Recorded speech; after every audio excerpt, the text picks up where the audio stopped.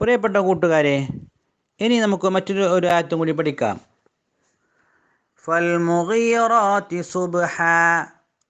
അവിടെ ഒന്നാമത്തെ അക്ഷരം ഫ, ചുവപ്പ് നിറത്തിൽ അലിഫ്, നീല നിറത്തിൽ ലാമ്, ലാമിന് സുക്കൂന്, മഞ്ഞ നിറത്തിൽ മൂ, പച്ച നിറത്തിൽ ഗീ, ചുവപ്പ് നിറത്തിൽ യാ, കിസ്ർ നീട്ടാനുള്ള യാ, നീല നിറത്തിൽ റോ, അതിനുശേഷം ഫതഹ് നീട്ടാനുള്ള ചെറിയൊരു അലിഫ്, മഞ്ഞ നിറത്തിൽ തി, ഫൽമുഗീറാത്തി, അതിനുശേഷം പച്ച നിറത്തിൽ സു,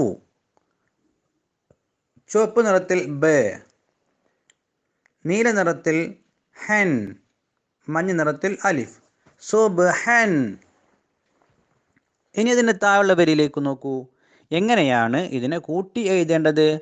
ഫൽമുഗീറാത്തി, അവിടെ ഫായിനെ അതിന് ശേഷമുള്ള അലിഫിലേക്ക് ചേർത്തിയത്, ലാമിനെ മീമിലേക്ക് ചേർത്തിയത്, മീമിനെ ഗൈനിലേക്ക് ചേർത്തിയത്, ഗൈനിനെ യായിലേക്ക് ചേർത്തിയത്, യായിനെ റോയിലേക്ക് ചേർത്തിയത്.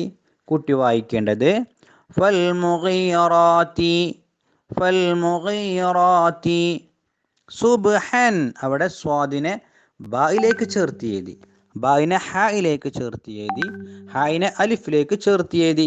വായിക്കേണ്ടത് സുബ്ഹൻ.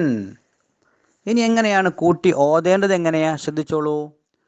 ഫൽമുഗീറാത്തി സുബ്ഹ, ഫൽമുഗീറാത്തി സുബ്ഹ. ഇനി മുസ്ഹഫിൽ നോക്കി ഓതിക്കോളൂ. ഫൽമുഗീറാത്തി സുബ്ഹ. ആവർത്തിച്ച് ഓതി പഠിക്കാം. അല്ലാഹു അനുഗ്രഹിക്കട്ടെ. അസ്സലാമു അലൈക്കും.